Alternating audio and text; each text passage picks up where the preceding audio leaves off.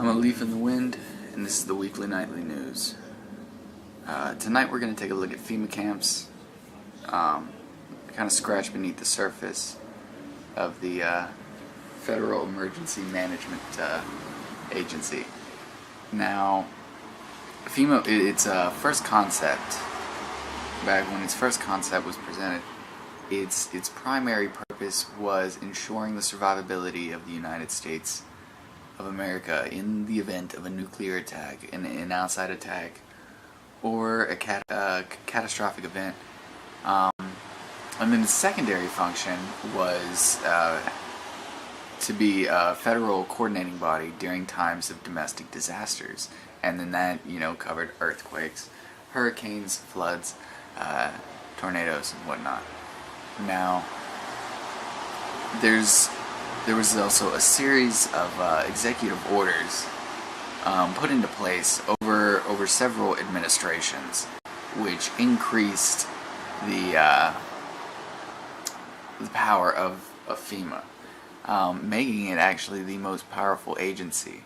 Now, when you ask what exactly does the Federal Emergency Management Agency have the authority to do, well, it can repossess resources, property, transportation, suspend the Constitution, suspend laws, arrest and detain citizens without a warrant, covered people, which is most citizens, and if not applicable in a time of crisis, to all citizens. But yeah, its main purpose is still to ensure the survivability of the federal government in the event of some kind of in the event of an incident, actually. Now, if we take a look at recently the National Defense Authorization Acts, signed and approved every fiscal year, going back to fiscal year 2007, there's a section 1076 detailing use of armed forces in major public emergencies. Now, it says, here it is, the President may employ the armed forces, including the National Guard, in federal service to restore public order and enforce the laws of the United States. And that's when, as a result of natural disaster, epidemic, or other serious public health emergency, terrorist attack, or incident, or other condition in any state or possession of the United States. And that basically that allows armed forces on the streets policing American citizens, which is definitely that's definitely against the Posse Comitatus Act of June from 1878, which limited the powers of the federal government to use federal military personnel to enforce state laws. Now, another workaround that we can actually be seeing putting into play, because effectively this is just repealed that act, because now the President can deploy armed forces into civilian areas and use them to police and enforce the laws of the United States, enforce the laws there in the region. And aside from that, Obama has also been calling for a large police force in the civilian sector, a large police force that equals, if not exceeds, the force and strength of the military. We've got to have a civilian national security force that's just as powerful, just as strong, just as well funded. And the funding. And we also see this now because it used to be that police agencies would receive tanks or RPGs or military grade body armor and whatnot from the Pentagon, or as it was left over, as it was just left lying around. But now police agencies are actually starting to receive federal funding to purchase more military grade weaponry and equipment, and that is creating the police force that he's calling for that rivals the strength of the military. So he will have the military, the armed forces, the National Guard, the Army, Navy, Marines, and Air Force. And then he will also have his private police force, which we also have seen with Adolf Hitler set up his private police force in Germany during the Second World War. And their power and reputation rivaled that of the national military, which is exactly what we're putting into play now. Just like propaganda radio, just like checkpoints, and here it is. The U.S. has ended the ban on domestic propaganda. Essentially, news and radio that was only allowed previously to be broadcast abroad to foreign nations, to present that good, wholesome American image and pro-America way of life around the world, is now being broadcasted stateside. So anyone can now tune in to hear 24/7 how awesome America is, and the great things we're doing around the world, and how we're always saving people, and we're always the good guy, and it's very one-sided news, and it's very, very bloated, not with very many facts either. But that's the new Nazi radio coming to America. I mean, American radio coming to America. Right now, as far as the Nazi checkpoints go, here's an example of the DHS checkpoints. This is Pastor Steven Anderson, and he's got a bunch of YouTube videos himself about such instances. And to give you a little background story on him, he got started doing this because as a pastor, he drives to work, and he would travel through without crossing any borders. He would travel through these Department of Homeland Security immigration checkpoints several times a week, and I obviously and understandably got tired of being unreasonably stopped and questioned and detained just to prove over and over and over again, just like in the Nazi checkpoints, that he was an American citizen and he wasn't doing anything wrong.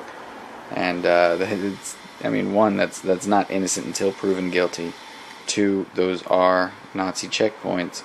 And 3, he complied with the rulings set forth by our own courts in regards to what you are required to do in compliance with these DHS checkpoints, to the overview that was placed on them by the Supreme Court that ruled you're required to stop, but you don't have to advance to secondary. And he went with that, and he obeyed that ruling. He followed the Supreme Court's orders, and it ended up getting his window smashed in, him dragged out of the car, beaten, tased, and arrested. His car was, stripped and searched, and then they found nothing. Obviously, him being a pastor, a man of the cloth, and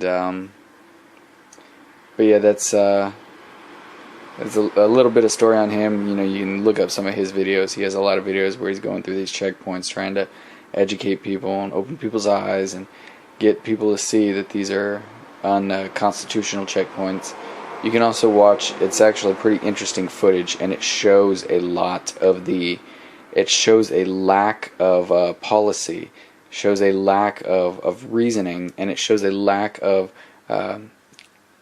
being in line with the Constitution for the SOPs behind these DHS Border Patrol checkpoints. If you watch the his trial footage, which is also up on YouTube, and like I said, it's pretty interesting to see the prosecutor get torn apart by his defending lawyer. Just like forced labor FEMA camps, we're now putting the same steps that Hitler put into play ourselves. I'm going to the same process. Okay, next in the National Defense Authorization Act, I want to look at fiscal year 2012, and this is Section 1021. This covers the covered persons that are able to be detained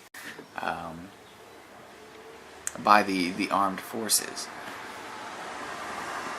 And in it, I'll go ahead and read you here, Section 1 and 2. A person who planned, authorized, committed, or aided the terrorist attack that occurred on September 11, 2001, or harbored those responsible for those attacks. Now, depending on which way you fall on this, I mean, if you want to look at the facts and you've opened your eyes to the false flag attack of September 11th, 2001, despite whether or not it's been admitted by the arbitrators. Now, if you've opened your eyes to that fact and you know that those who committed that attack, well, that's our federal government, essentially. Now, it's George Bush and Cheney, and if you haven't, and you believe that that's Al Qaeda and that was Osama bin Laden and the terrorists, and you're going to go with those who harbored them. Well, days after the attacks, we got Osama bin Laden's family out of the country to protect them.